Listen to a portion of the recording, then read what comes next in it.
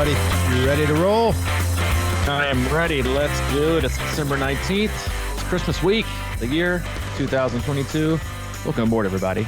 You're listening to the Crushing Iron podcast, and this is episode 643. You nailed it, man. Nailed it. Off to a good start. And it's a Monday. Back to our usual, not usual, but back to our old routine. We used to do Mondays and Thursdays where it's a Christmas week. So, we are not, we don't usually abstain from working on holidays because, we do this for you guys. But this week, got a little bit of travel, so we're working around things. So we got this out on Monday. It's first time tuning in. Welcome. We appreciate you giving us your time. We know you have quite a lot of options in the Triathlon podcast universe. And just podcasts in general. Time is very valuable, so we appreciate you tuning in today. We cover it all. We do swim, bike, and run specific podcasts. We do race previews and also a lot of race recaps. But for the most part, Mike and I as coaches, athletes, best friends, we just sit back, relax, have an open, honest discussion about what we're going through in life, not just as human beings, but also as triathletes and coaches ourselves. We also talk a lot about what our own athletes are going through. Mike and I both work with a wide range of athletes all across the globe, from beginner level triathletes looking at their very first 5K or sprint, all the way up through elite level amateurs trying to go back to the world championships and everyone in between from all over the world. And we use the feedback loop we have with them in training peaks, text messages, emails, and the like to drive the discussion of the day. We also utilize our Facebook group, and we'll do that today. You can search that to be a part of it. It's Crushing Iron Group. Answer one simple question. We'll let you right in. Amazing community, awesome people, fantastic resource. And it really is. It is a wide range of experience levels and goals. It's not an elite group. It's not a beginner group. It's an everyone group. And so we are inclusive, not exclusive. So come in there, be a part of it, and participate. Again, don't be a lurker. We all have something of value to chip in and chime in on. So get in there. If you have any questions, ask them, because you get a lot of great feedback and a lot of great answers. Might not be, again, a specific answer, which it shouldn't be, because, we're all different. We all need different things, but it should hopefully answer some questions and point you in the right direction. And we'll go in there at least once a month, like we will today, and ask the community that we have to pop in any questions, and we'll get to them. Get to many of those as we can, answer them live on the podcast like we will this week. That's it. We don't do sponsors. We don't do ads, but we do have an agenda, and that's to do our best to keep you happy and healthy in your endurance sports journey. Yeah. And I'm glad you're feeling happy and healthy. And I'm glad you're out this morning with a little run. I got to admit, I'm hanging on by a thread over here. Training. Yeah. I mean, I'm mentally prepared for this winter. I've always said that I'm trading hot southern summers for cold winters. Yeah. I think I get both. Yeah, because I can both. right now. I had to take a little trip to Shields yesterday. Shields, which is one of the greatest stores on the planet. I mean, you could shop all day in there. It's unbelievable. What is it, grocery store? Shields? No, it's like the Walmart REI Bass Pro Shop Cabela. Oh, wow. It's unreal. I mean, they've got everything in there. So I sent you a picture yesterday, Friday. Hayden's got hockey practice now on Friday nights, and he also sometimes is outdoor. And I can't be one of those parents who drops her kid off, tells them to go practice and have fun and do your best and try hard, and then go sit on my ass inside and have a hot chocolate. So I was out there standing, watching, freezing my tail off. Yeah. But it was fun. It's really fun to watch him play out there. But it's been cold. It was like 10 to 15. And this morning it was a balmy 32.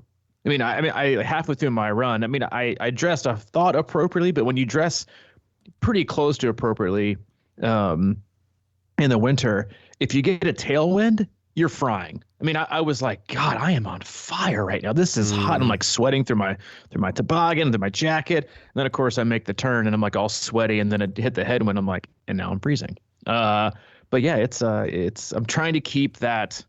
I even sprung for one of those serious Midwest winter gear choices, which is the bank robber mask.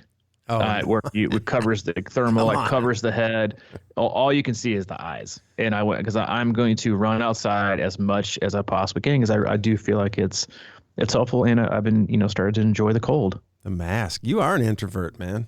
I am like, man, I might wear them in the summer so people won't know who I am, run around, that want to have like a conversation, because I get stopped occasionally. Well, it's common now. You can wear whatever, Yeah.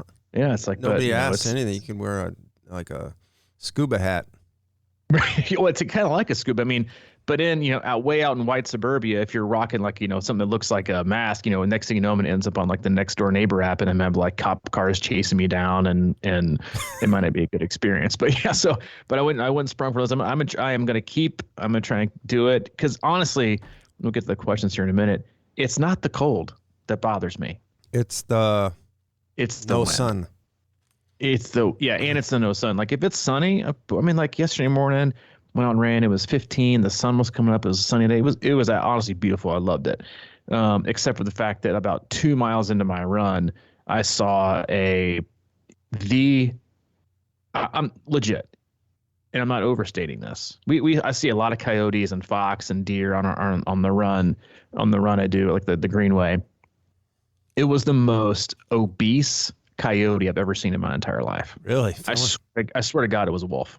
It sprinted out in front of me like 10, maybe 10 meters in front of me while I was doing my run. It scare you? And I got for a half second, and then I looked at it and I was like, he's got no shot. I mean, it totally looked, it was like overweight. Like he said, way too many rabbits or probably, small little Chihuahua lap dogs that run around Overland Park. He's probably had a few too many of those, but he looked way out of shape. And I was like, I think I'm fine. It's the ones that sneak up on you. But yeah, it was beautiful morning. And yeah, the sun's fine, but it's the wind. I mean, from both directions where you kind of get no respite. And I leave the house and I usually go like the same direction, hit the Greenway. And if I don't know that it's windy, like I usually check, but if I don't know it's, I'm like, this isn't that bad. And then I hit the street and cross over and take a right in the Greenway, and it just smacks you right in the face. And you're like, oh my God, here we go. But yeah, but that's, and I'd love to hear from Midwesterners and those of you that are accustomed to cold. Do you pick headwind first or tailwind first? I mean, you can pick usually. I mean, I decided to go headwind first. That's probably the way to do it, but it's all a mental game out there. On Friday, I went out and purposely late in the afternoon, it started like snowing, sleeting kind of thing, and I just got in it with the hoodie, man. You got with the Rocky IV, because I think that's what it was. Yeah, I put the hood up, put a stocking cap on, and like you said, man, it's kind of hard. Like it gets hot when you're dressed. Like I had a couple layers, obviously, but I'm kind of embracing that idea of feeling a little uncomfortable, like hot in the freezing cold, and just kind of testing my wits a little bit, Listen, it's good for us. It's good for us to test our wits. And I will. We won't go into it too much because we had a bunch of questions to go through. But I don't recommend a lot of Netflix documentaries or documentaries in general. But I highly recommend The Human Playground on Netflix. It is not specific to endurance sports, but it is a lot of the themes across all the different episodes they've shown, different cultures, different people, different events, different challenges. It's all really based on like things that we try to do to basically like create fear in a sense of like being uncomfortable in your life to make you feel alive. Mm-hmm. And I know I told you to watch an episode and one of the themes that I got from it, and again, we're not going to dive too much in, but it's the exact thing we've covered before is that in endurance sports and short course racing all the way up through long course racing, I think one of the things that draws people to it is that life is painful enough. Life is uncertain, full of uncertainty and obstacles and hardships, but we can't control. We kind of go on the defensive. But on race day and in training, we get to at least control the pain. And I think pain and suffering and being uncomfortable is a huge piece to feeling alive and finding yourself, which is the opposite of, unfortunately, what is marketed these days, which is how comfortable can we make you? How easy can we make it feel and seem? And then how short of a time can we get you there? And it's just making everybody soft and lazy. Oh, Jesus, man. Yeah, that one, I kind of skipped through, honestly, just to watch that one section. Oh, my gosh. Exactly. Perfect example. You couldn't watch the ones before. You had to skip to the end just to watch the one. You would have enjoyed the ones before that. And you missed out. Can't believe you fast forwarded. I'm going to go back. I just didn't have time. I just was kind of in the mood for it, man. And I guess that's the whole other thing. Is like, yeah, you're in the mood. You can go watch whatever you want. You don't have to watch anything. You can just do it later at the right, but I don't know, man. I was just intrigued. I'm so intrigued by that, how they just, I don't know where the hell she was. Did it say? It's in the middle of nowhere in the mountains. It was somewhere cold. That's all. They cut out triangle ice of about, what is that? At least a foot thick ice, right? At least. and she was meditating, and then she got up in her little swimsuit and put on her diving fins. Got in that hole, man. That segment underwater was like 4 minutes, and I was like, this can't be real. And they said it was about a minute, but still, it was just so intense, man. The looks in her eyes and just swimming under that ice and just kind of touching the bottom of the ice underneath. And they were showing like her skin was goosebumped, and it was so cool, man. Just the cinematography of that. Out of body experiences where you're like, you like transcend where you really are. It was absolutely fascinating to me. And a lot. So yeah, we encourage you to watch that. I think, like you said, her emotions, man. What happened? Yeah. How the emotions just flooded out of her when she got out of there. And again, like that's something that we talk about a ton is just getting out and taking away, music or staring at a screen or, whatever it is we're always doing things or taking part in something or focusing or using something to distract ourselves from like feelings, and they just get shoved down and shoved down and shoved down. But when you do something like so raw and painful where you have to be in the moment, you can't let any noise in, you can't get distracted, all these like feelings and emotions come up that it's so funny because we do so many things in life to like shove things down. Yeah. And I've always found it fascinating that almost every interview ever watched ever, if a person starts to cry, they say, "I'm sorry," which I find honestly really telling about society, in that you people apologize for getting emotional. But it like removes all these things, and it's like all your real thoughts and feelings and things you're dealing with comes up, and you just let it out. And then you deal with them. And just how incredibly healthy that is for a person to do, not to just shove things down and self-medicate or be in denial and do things. It's like there's just so many things. There's so many good things. I mean, we could do a whole podcast about it, and maybe we will in a future day. But it's just so many good things that you can take from pushing yourself and being uncomfortable and challenging yourself. Because that's the thing is like there is no failure. Right. It's the success is that you're trying to push yourself. You're trying to be uncomfortable. You're doing things that scare you. And that alone brings up things inside of you that wouldn't be brought up. Right. And it turns you into somebody and that was like the theme of all the things I've watched. And it was like, it's how I become the best version of myself. And that's something that you and I have said a ton on this podcast about endurance sports in general. As it can, if you treat it the right way and you do it the right way, it can create the best version of yourself. Yeah. Obviously you can't do Ironmans every day, but I always think back to like the emotions of the finish line and stuff like that. And kind of reminds me of what that woman was going through after she got out of that water. And that's why like the idea of, because it just sort of all pours out, man. It's like this massive body of stress that kind of just flows through you on that, long day. And then it comes out. And then like you're saying, there's like people crying and just like overjoyed and the relief and all these things. And it's my thing always with Ironman finishes is nothing matters at that moment. Nothing. I don't have any bills on my mind or any kind of like none of that crap, and it lasts for quite a while. But that's why I find those things like what she did with jumping in the cold water and different things like that so fascinating, because it doesn't take, all day like an Ironman, but it can kind of induce the same effects. And if you do it over and over, and that whether it's sauna, like heat exposure, different things like that. And I think that's what I was talking about when I put that hoodie on, why I'm trying to put myself through some kind of like suffering or like exploring the uncomfortableness of it, even though it's, maybe a 30-minute run, but it can kind of, I don't know, just sort of like put your mind in a place where it has to think about completely different shit or nothing or whatever. Exactly. It is. It's that place, and you see it. Like that's why the Ironman finish line is so great, because it's people are so incredibly vulnerable because all these feelings come up and they just really can't control it.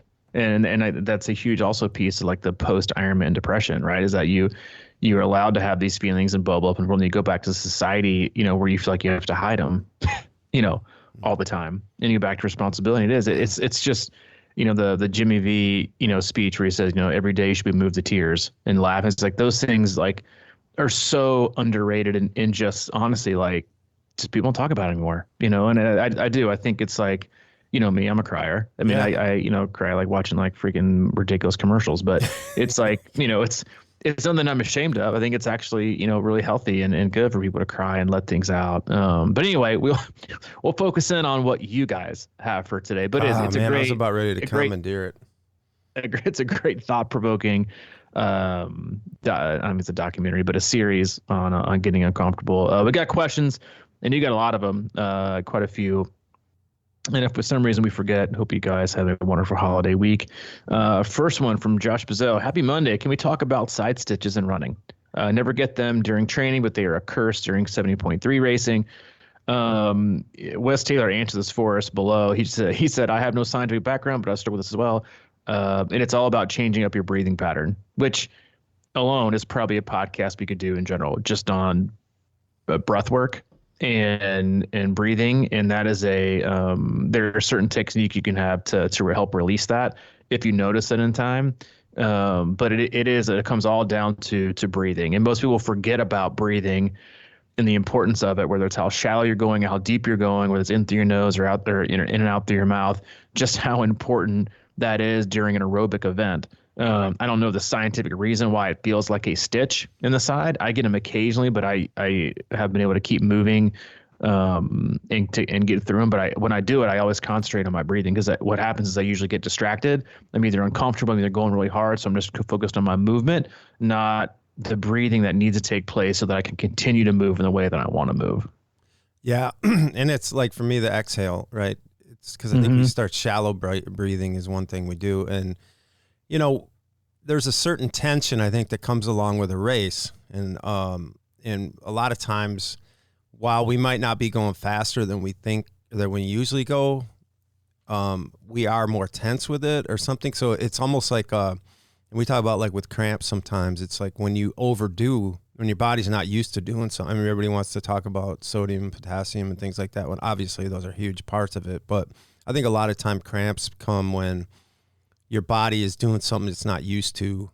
And a lot of times I think races can induce that, especially if you do a nice long, you never really put all these things back together, swimming and biking and running like that. And then all of a sudden you might be at a normal pace, but you might be either more fatigued than usual and pushing your body out of a comfort zone or something like that. So yeah, I think the breathing piece is huge. And that's why I'm just always about trying to come out relaxed in each event and under control and breathing well. And because it's something like, how it goes. A lot of times I struggle when I start to run with my breathing isn't there. And then by, 20, 30 minutes later, I'm really relaxed with my breath and then everything's opened up. And I think you got to give yourself a chance to get there. Breathing, which again is like, it's odd that it's an aerobic event where breathing is so important, and it's something that we take for granted and don't focus on. Great question. Steve Moss would be interested to hear how much research you do into people's races in cases where you don't already know about them. Do you look at course profiles, elevation gain, et cetera, to adjust training? Maybe most folks don't reach that level of specificity for it to matter. Excellent question. It always goes back to if they race long course and they have actually put in like a really decent training block, then I always look back at a race, especially if an athlete comes to me with, hey, I've been in really good shape, I was doing this, I was doing that, and then I just can't seem to make it work, and I've worked with quite a few athletes. And one of the very, very first thing, almost one of the most common things I see is overbiking. So like if an athlete says, yeah, I just the race and I bonked on the run, so I really don't feel like my run training. I go, let's go back and look. And the first thing you do is look back and make sure that they've actually done enough training to give them like, because if you don't train and you're very inconsistent, then you're really not reading anything, right? You have to actually have enough information there for a coach to look through. The course profile is not super relevant either. It's just about how you execute it. The biggest thing you can learn from a profile is just intensity and how patient, how good of a racer they are. And most oftentimes you find people that just absolutely overbike. Like I remember 2 or 3 years ago, I started working with an athlete and he was like, yeah, I can't. They run like a 3:10 marathon, open marathon, and then they're doing 4-hour Ironman marathons. And before I looked at the files, I said, dude, like, no offense, but you have no business running a 4-hour marathon. No business. If you run a 3:10, you should be 3:30 max at your marathon and Ironman. So you're probably way over biking. And I remember looking at his first file, and he biked at like 0.87 intensity factor, which is like above half Ironman effort for most people. And then look back at his training, and I was like, dude, it's no wonder you barely made it through the run because you overbike. So a lot of it is one, what kind of training were they doing, what they think works, but then also just, you didn't execute the plan, or you didn't have a plan. You just overbiked. And that's something that you see a lot. But one of the biggest things you can learn is how well people race, if they're intelligent, or you can see that, they're really, really good in training. They put a whole lot of stock in their 20-minute power, and then they use a percentage based off that, to race off of, but they don't do enough long intervals because, 20-minute power is basically, borderline irrelevant if you don't use it the right way in long course racing. And then I look a lot at swim to bike degradation, like how little swimming impacts your bike fitness. You can look at standalone rides where they can produce, really amazing power with low heart rate, but they swim 1 or 2 times a week, or they don't swim hard enough. They kind of piddle around. And then on race day, they wonder why they have no legs, right? Or their arms get tired, or their RPE is so much higher, or their heart rate's 15 beats higher. I'm like, well, it's because you don't swim enough. It's like, it's 3 disciplines, but it's 1 sport, and they all affect each other. And you can look at the same things, in running, and a lot of people run way too long, way too often. And all they do is practice how much slower they're going to get each run by, crumbling their body and not getting fat, not getting any faster. Because remember, it's about how fast you can cover a distance. It's not how slowly you can do it. There's a lot of things, but a lot of it's training. But then also, if you're doing racing and they've trained a lot, you can figure out what kind of athlete they are, especially from the chin up. And you can kind of tell them, or suggest, because ultimately it's up to the athlete to, hey, this is the direction we're going to go. This is the kind of plan we have for race day. These are the watts I would adhere to. But then ultimately it's up to the athlete, whether to stick to those or not. Yeah. I think obviously the course profile and the environments and things like that are super important. I just think about, like, a lot of times, especially with Ironman racing, I don't know. Some courses are harder, but generally, I mean, I like think about, obviously I've done Wisconsin a lot and Chattanooga a lot, and there's a general perception that Chattanooga's bike course is pretty easy, and I tend to disagree because I think, you're going 116 there, but it's hillier than you think, and I've done races where I didn't know anything about it and I've raced really well. I mean, not anything, but you go out and go, man, that course, like Ohio Run or whatever, is harder than you thought. Or the old Ohio is like, that's harder than you thought it was. But, and what you said there was so interesting, the chin up, because, it's sort of like you just have to get in a certain level of toughness to race Ironman in general. And while certain bike courses are definitely harder than others, and you kind of pay attention to that hill wise and things like that. But again, like certain flat courses with the wind factor, those are, yeah, either prepare for that stuff, and a lot of times that's you on your own dealing with and hitting hills and riding into the wind on purpose and getting ready for that mentally. So I think we talk about that kind of stuff. Me and my athletes, we think about that stuff ahead of time, and you want to be thinking about it the whole time. And so much of what you just said, this is the mental part of it too. And, obviously you want to be ready for hills, and if Wisconsin, you got to be ready for turns and different courses, and it's, for me, I haven't raced obviously a lot of them, so I like to listen and talk to other people who race it, and I always have like sort of briefs afterwards and think about what things were maybe tougher than they thought they would be on that particular course. So yeah, Ironman's tough, right? And then, like he said, I think he mentioned this, like, depending on what level you're at, then you can kind of start getting more and more specific with things, but you just got to get to a certain level first before before it kind of matters.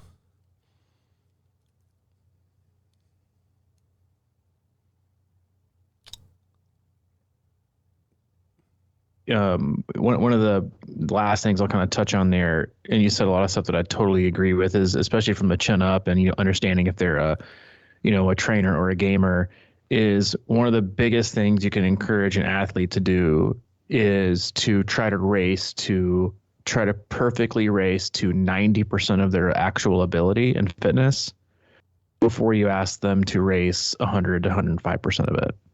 Because you allow for wiggle room and you allow for execution, because executing a race is the biggest one of the best learning experiences for any athlete, regardless of how you feel when you get done. If you feel like you executed the perfect race, it's like this mystical key, because now you know what it feels like, and then you can start to kind of move the needle because you remember what it feels like, and you know what it's like to, man, I didn't push harder. And then instead of just kind of maximize every ounce in out of your fitness on racing, which a lot of athletes do. And the thing about racing, and I think there's a question about this below, is that racing is so very similar to training in that you wake up and you might not have the day you want just because you woke up on that day. 2 days before, if the race had moved like a Wednesday, you might have the best race of your life. But you're on Sunday and your body's like, I'm just not feeling it today, man. And you don't have it. And so trying to race in 90% for most athletes is so much more beneficial than racing at 100% until you've done it, right? Once or twice. Then you can start to push the needle to where you got 6 miles left, let me rip it. Or I've got 15, 20 miles left on the bike, maybe I can push it a little bit harder. And then those were when you kind of make those choices. But most athletes, they stare at their standalone swim time or bike time or run time in training, and then expect that to hold up on race day. And that's just not how it's going to work. Next one from Michael Tate. What's your favorite marginal gain, either in training or equipment? Excellent question. I have a lot of marginal gains that I could suggest. A lot of them come on the bike. But I guess in terms of favorite marginal gains, I would start at the top, and I would have to start with the bike. And just having the right – people greatly underestimate what having the right tire size and tubes do for making you, like, how they impact you faster, right? The old school of, and even the PSI in your tires, right? The old school thought used to be like, you want the skinniest tire and you want 110, 150 PSI in there, no matter how light and no matter how heavy you are. Well, now they've got, so many white papers on aerodynamics and rolling resistance that now it's basically, if you can fit a 28, the days of a 23 or with they're gone. If you can fit 28s on there, ride 28s. They're not as aero, but the rolling resistance and the impact that has on your body is so much less, and it makes you faster. 25s are great. I've seen a huge impact in my own riding when I ride 25s, and then tires and tubes, the biggest thing. You can save minutes upon minutes just by having the right tires and tubes. And I remember, like, maybe it was 8 or 9 years ago, Andy Potts said that, he always wore gator skin tires during a race because he might flat. Well, over the speed that he probably lost 7 to 10 minutes wearing gator skins, which, the risk, that's over a mile of running for a pro. I remember I told an athlete earlier this year who was scared to go to, I think it was Ironman, Arizona or somewhere else, and they were gonna do gator skins, and I said no, you're gonna give up 8 to 10 minutes. Like, you can change a flat tire faster than that if you get one, or you're giving up 10 minutes. It's just, tire and tube choice. Vittoria makes some really, really, really great tires. Their Open Corsa is good, and the Specialized makes some good ones. GP 4000, like the new version of those are also really, really good from Continental. And then you can do like ceramic, speed, and pulleys. I have a hard time suggesting those because it's like $500, and I'm like, it's kind of outrageous, honestly, for the average Joe. So the tires and tubes and tire width would be where I would start for marginal gains. a great bike fit can also be one. And then the last thing I would say is if you can run over 95% or over 90% of the half marathon or the marathon portion of a 70.3 or full, then having carbon plated shoes is another 3 to 4 minute gain if you can run them the whole time. You most of the time and you see people just walking in them. They're not any faster walking. Those would be my choices for marginal gains. Interesting.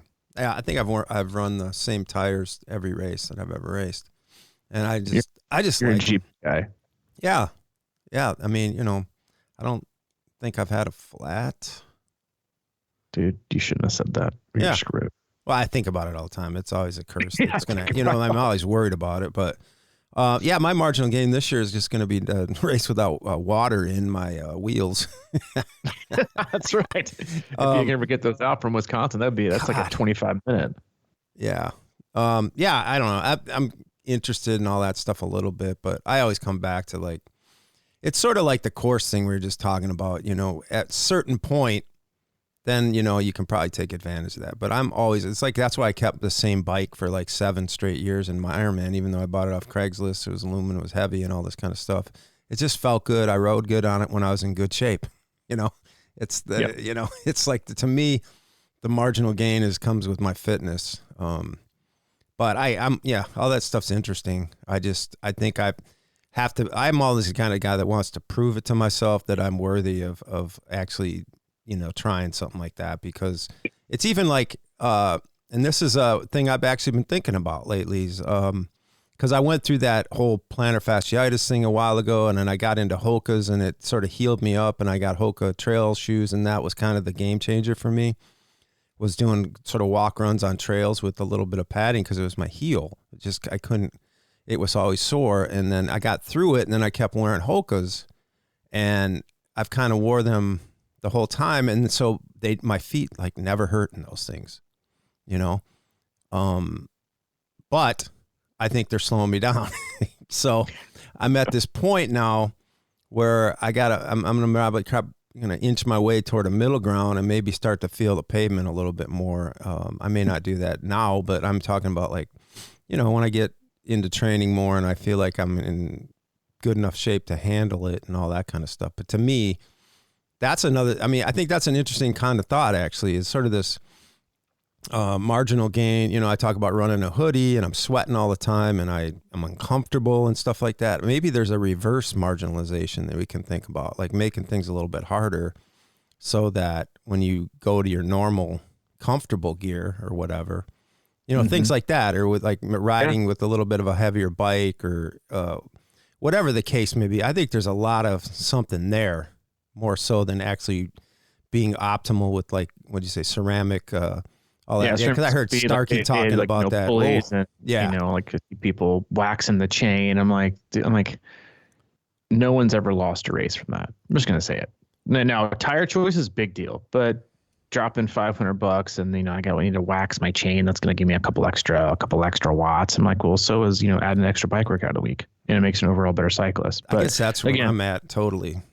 It's that's not nearly as fun because people like to purchase things before they like to work harder. Next question, Tiffany Lance: are all zone 2 workouts equivalent in benefit? Example: running on flattest road for an hour versus pushing a running stroller for an hour on hills. Big mileage difference, but same time and heart rate zone, and enjoyable in their own ways. It's an excellent question. Are they equivalent in benefit? Aerobically, yes. From a stress standpoint, no. And to me, when you talk about running, stress equals impact, right? And I think we've all done this before. I know I have. I just experienced this I think late last week. Is where I live, I can go straight pancake flat, or I can choose a fairly hilly rolling route. Even if I keep it zone 2, is the aerobic benefit the same? Yes. Do I think there's a little more benefit on the hills? Yes. But also you're missing out on, I think, really perfecting economy, right? In running economy, when you run on flat, it's also a different soreness. And when you're basically quad heavy and you're on, that's what I said, like I always look for like rolling terrain races because I like the change in demand for the muscle groups in my legs, right? Pancake flat races, you're just shredding your quads. You're shredding them. Other rolling terrain, at least you're switching up your stride, your gait, whatever you want to call it. Your cadence is being switched up, so the impact, is different. There's a lot of things you can do. So is the aerobic benefit the same? Yes. Is the impact on your body the same? No. Especially if you're rocking a stroller. I mean, I used to do that. No. Like the answer is no. You might be zone 2, again, heart rate. It's obviously not going to be zone 2 pace, but if you're doing it by heart rate or feel, you're gonna be going a lot slower. But you're still doing it by time, right? Because time, your body only knows time. It only knows that you ran for 45 minutes at a heart rate of 140. It has no idea how far you went. Now, your muscles, your ligaments, your tendons will definitely know when it's done, in terms of, hey, like I choose a hilly route, my calves are a little bit more sore, my hamstrings maybe, or I can feel it in my glutes because I've been climbing. So you get benefits from that, but you also get benefits from, running on the flats, right? Like the best ultra trail runners in the world still do 75, 80% of their running on the road, right? Because they want to get fast, they want to have a good running time. You can't do that all the time doing hills. So is it aerobically the same? Yes. Physiologically the same, sure. Does it have the same impact? No. And then that's where you're all about managing stress. This is why I have a huge disdain for the training stress score in Training Peaks that people are always obsessed about. Is it doesn't take nearly enough things into account. It doesn't take into account back-to-back workouts out, right? So you have a 50. Say you do a ride that's 50 TSS points, in the morning, that's a singular score for that singular event. And then you have another one later in the day, where it's 30-minute run, then it has a singular score. There's no, they don't grade the score based on the fact that you did both of those days and you're probably more fatigued in the second. They also don't take into context running, a 60-minute long run on flat in 40-degree weather, right? And then you do another one that's hilly in 100-degree weather with high humidity and dew point. Same TSS score. That's not the same. So there are a lot of things that are the same, but there are a lot of things that make you feel different, and that's where it comes to managing stress and managing load. And there are big differences in that.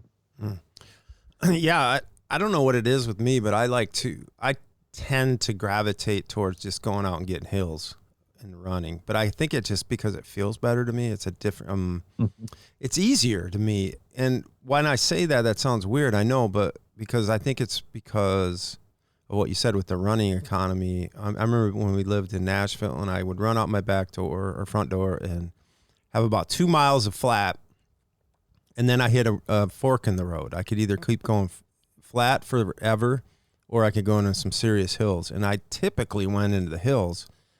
And I think, though, that when I was running more often on the flats and really kind of working that economy, like you said, and frankly, just kind of going faster. And I mean, like some of my worst marathons, like Louisville used to be the toughest one. And I'd train on a lot of more flats when I was doing Louisville. For whatever reason, a flat course is tougher for me. And I don't know, exactly what that is, but I think it's something to do with the fact that I always like hills and, just like you said, that same repetitive stuff. I like the courses with rolling profiles and in general, and that just seems where I perform the best because I just don't have that. I think it's tough to get strong on a long flat run. You know what I mean? I think it's easy to kind of go out and cruise it, but to get, I don't know. For me, it's just tougher for some reason. Yeah, there's benefits to both. Yeah. Right? There's benefits to running straight on flat, right? Because you don't have the opportunity to change, and there's benefits. It's like the best example I can give is like there's benefits to riding the trainer in zone 2 for 2 hours, the same cadence at the same effort, right? That's really, really hard to do. That long of an interval, sustained, same cadence, same power, same effort, same output. It's really challenging because at some point, your usual, behavior / muscle pattern will fatigue and fail, and you get frustrated because that's one of the things you see a lot with athletes that are doing like hour and a half, 2 hour longer trainer sessions at long intervals is that once if they have like a higher cadence, once they their power starts to drop and the RPE goes up, they always kind of change gears and they like throttle it down. Bigger gear, lower cadence. So there's benefit to doing those long intervals at around the same cadence for a long period of time. It's a benefit, right? Just like there's benefit to doing rolling terrain and doing hills. But this, because the demands they're different, but they all have a positive benefit, right? So then, and obviously the more you do one, the better you're going to get at it, but I do think it's harder. I noticed that, because it's different feelings, right? The harder you're maybe an hour and a half and do a long run, the feel you get when you tire on a hill, hilly rolling course versus the fatigue you feel on a flat course, it's different. Yeah. Right. You're asking different, you have different demands. You're asking different things of your body. And some people would prefer because to me, like on the flat, when you start to fatigue, your form starts to fatigue, and then you start to not stride right. Your economy starts to break down. You're not running well. Then things hurt more, but you're still able to, if you want to, because you have the aerobic ability to maintain speed. So it's just uncomfortable, right? And on the hills, you start to fatigue more in your muscles than you do kind of your skeletal system and your chassis. So it's a different kind of fatigue. That's why they both have huge benefit, right? To run right, to run long intervals, it's hard, right? Which a lot of people avoid it. That's also why the same thing is running on rolling hills, and hills are great. Is that you should do nothing all the time only, right? Like even just doing one opposite the week is good for you. Because they all have different benefits. Yep. Mix it up. Joe Abraba. Joe, that's an important one. Just finished Peaky Blinders. What did you think of the ending? I mean, you're a little late, but it's fine.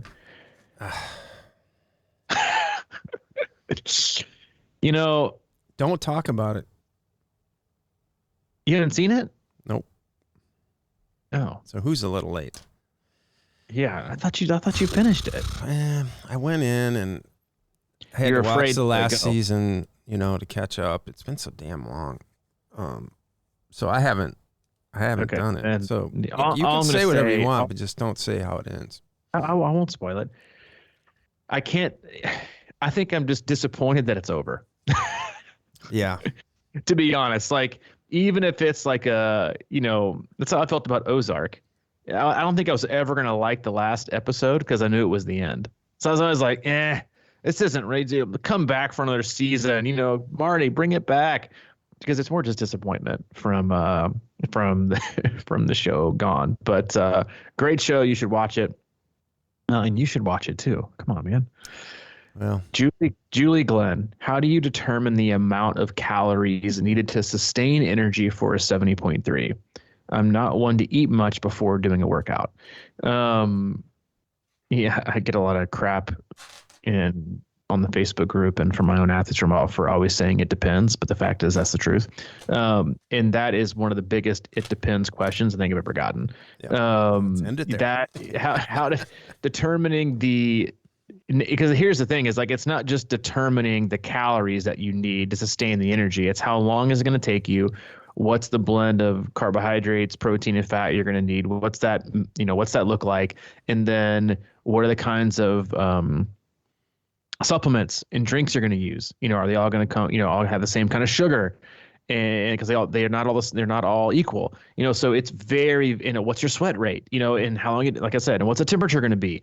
Those are. What intensity you're going to race at? These are all questions that you have to answer. And so I am in no place to give you, nor would I even give you a ballpark of a place to start, because one of my I know everyone's all about free speech and so am I, but I still don't know that everyone deserves to have an opinion, because they should be well thought out and educated, because now we live in a society where everyone's opinion is seen as fact, because we have lost all ability to think for ourselves and read things on our own, that we all have way too much influence. So I'm going to just say, I'm not sure for you, but I would say you can write that down as a list of things you would need to figure out before you can find the right amount of calories to sustain enough energy to do well in a 70.3. Yeah, that's exactly what I think. Yeah, I mean, I get on and on about the opinion thing. I'm like, it's a lot of variables, man. It's a lot of variables. Like until we educate society and people on how to monitor and mediate the way you consume media, no, we shouldn't be entitled to our own opinion, because you put it on the ether and then, somebody from down the street who can't think for themselves takes it as the gospel and runs off with it. Like we all have way too much impact, in my opinion. Anyway, I digress. Well, seriously. No, I know.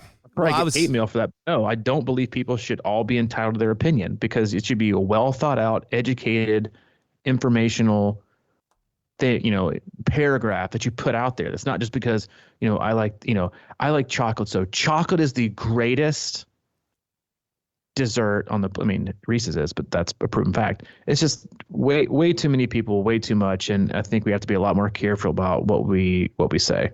I 100% agree. I do think that you can say it like that. I love chocolate, so I believe that, the chocolate's the best, whatever. But yeah, there's just so many things that are, I was just thinking about this. We're vulnerable to it, and that's the problem. And we all start going down a different road. I could be sitting there talking to you for 20 minutes and figure out my diet and be like, oh, that makes a lot of sense. And then go home and then you click on YouTube and somebody gets my attention. And then 20 minutes later, I'm thinking the opposite. Yeah. Exactly. For whatever reason. There has to be a class now in school. Yeah, but nobody knows, man. It's like everybody, I've always said this. I don't need, I used to travel around with this guy. I used to read a lot of books, and I support that.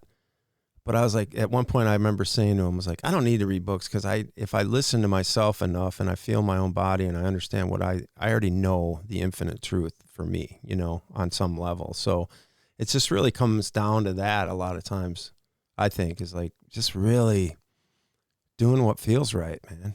We can try and optimize. There's people will optimize certain diets and say unequivocally, this is the best way to do it. And then I'll go down that road for a while and it makes me feel like ass, Yeah. I don't know why that is. Maybe that's just the history of how I've grown up, or different emotions I go through, or, DNA or whatever, but it's like, sometimes shit don't work for you, Yeah, it is. And we'll move on in a minute, but it's one of the best things I think my mom did for me growing up was I think it wasn't until 2 or 3 years ago, she never told me who she voted for. Ever. I asked her, I was like, who did you vote for? She's not telling you. I don't want your choices and what you believe in to be skewed by what I believe in. And I do. I think there's, we know a lot of stuff in our gut, and I'm sure we don't always do the greatest job of this, myself specifically on the podcast, but we do have a platform. We are of influence, and our hope and our goal is to challenge you into what you think and to make you think more, not for you to think less, right? Or to help, unmuddy the waters in a very confusing sport, in confusing life, to figure out your own path, to figure out your own best way to do something. There are very, very few things I'm steadfast on and would say that this is wrong. A lot of it is just my experience and my opinion, but the best thing you can do is to find your own way. Kind of like we said at the beginning of the podcast, ask a bunch of questions, not to get a concrete answer, but to lead you down the right path in the right direction to figure out your own answer. Because there's not just one, right? Everything is unique for everybody. And so you have to remember that too. And honestly, if you're a person who is very easily persuaded, then just get off social media and you can think for yourself. Next question, Gene Porter. Merry Christmas to the #1 podcast. Thank you, Gene. Although that is your opinion, we appreciate it. But we may agree with you. Elise, who is your favorite? I can't even pronounce the second one. It was basically it's Messi or the other number 10 for France. And here's what I'm not going to do. Pretend to be able to pronounce his name perfectly, because the guy looked like an absolute soccer god yesterday, and I won't do him the disservice of me mispronouncing his name. So I don't really have a favorite. I will say that for whatever reason, Hayden was cheering very, very hard for Messi. So whatever that's worth, I was cheering for him. But the dude, if I was just looking at this, I know you didn't watch probably a minute of the World Cup yesterday.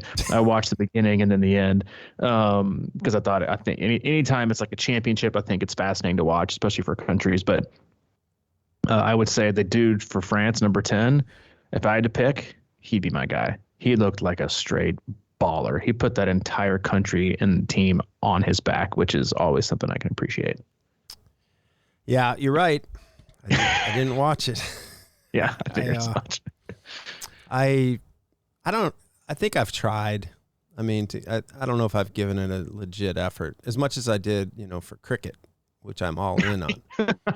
I'm all about cricket, just so you don't have to come slamming down on me. But I read a post yesterday that somebody made me laugh. It said they said, why don't they wear pads? It must not be a real sport. And then secondly, they said there's more contact in the celebrations after a goal than there is during the game. Oh, dude, here's my issue with soccer. Okay. Glorified jogging. Listen, I'm not going to say people who play soccer aren't athletes, because they've got unbelievable endurance and cardio and have the foot skills. They can do things with a soccer ball I can't do with my hands. Yeah. So they're amazingly unreal athletes. Gonna give them that. And soccer here in Overland Park is just like next level. Everyone's obsessed with soccer. But here's the problem I have with soccer. I got two main things. One, the entire fucking team looks like they came out of a Ralph Lauren commercial when they come out of the. I'm like, how can you? Like, I couldn't feel more out of shape and uglier. Like, everyone's hair perfect, everyone's body perfect, everything is chiseled. They got perfect smiles. They got the perfect chin. Seriously, it's like everyone came out of like a Ralph Lauren polo magazine. You're like, yeah, let's just put them out here. And oh, by the way, they're insane athletes. Okay, so no, it doesn't make me feel very good about myself. My second biggest thing is that if you breathe on somebody wrong, they act like you decapitated their legs. That's my biggest thing with soccer is they act like the biggest bunch of Nancy's sometimes. I'm like, dude, just come on. Like, you got barely, it's like next level flopping. And that's the part that's a turnoff. And then they lay around and waller on the ground. And then at some point they pull a Mateen Cleaves and they get wheeled off on the court. And then all of a sudden they come back and they're sprinting like a 4-2-40 and they're kicking a goal to win the game. And then they sprint around and tackle each other like they're playing rugby, and nobody happens to get hurt. But when, you get sliced by an Umbro on a sidekick, you're out for half the game. Those are my two issues. It's the first one with how good looking they are. I can't stand it. That's what I'm just amazed at how quickly they recover from injury, and that's what it's a great recovery. But have I ever told the Boost Fitness story on here? No, but let's end it on that one. Wesley Taylor, because it looks like you've got 5 questions. We'll just call the next podcast the Wesley Taylor Q&A. Fair enough. We'll get to all 5 of those. So yeah, let me part of the camp we have in Nashville, we go to Boost Fitness and do the swimming in the pool. We do the lake as well, but for one day or whatever, we go to the pool. And we had 25 or more, probably 30 people there, and about half, of course, are men. And after we got done, we all went in the locker room. And it just so happens they have an indoor soccer facility there, and the professional team from Nashville was practicing there. And we just happened to all end up in the locker room at the same time. And, we're triathletes and Ironman and shit. We think we're in good shape and everything. And I'm just kind of getting dressed. And I was kind of like trying to hide and shit. It's like, and we got done and everyone went to breakfast afterwards. And I was sitting across with like 3 of the guys that were with me. And I was like, I don't want to, I don't want to say anything, but did you guys notice those guys in there? And they're going like, oh man, they were shredded. Just like, Adonis level bullshit. Yeah. And we all just started cracking up because we all were just like, oh man, I can't even. It's like hard to look away, man. Listen, two things you got to do. And then one, you take your shower in your t-shirt, right? So you don't feel so, like you go to school and you're embarrassed. You take your shower in your t-shirt, just like you go on spring break. You're like, I'm not really sure about my body. I'm going to rock the Big Johnson Hypercolor tie-dye spring break shirt in the pool. That's fine. And then the other one is that's exactly the purpose of the family restroom. Okay. You're like, yeah, I'm just going to go. I'm going to hit the outdoor. The family changing locker room, or, the single stall out in the lobby, because no one needs that kind of shame, right? You get out of the pool, you working hard. I mean, I don't swim. I'm on deck with you, so I didn't experience this, but I mean, that's what I would have done. I would have showered in my shirt, right? And then I would have probably gone out. I'm like, you know what? I'm just gonna drip dry. I'm gonna air dry outside, and I'm gonna go change in the car. Right? I'm gonna put my cruise on 30 and just drive away in shame and change into my tri gear. That's like what the hell? That is ridiculous, dude. That's priceless, man. It is. It's yeah. God, man. Yeah.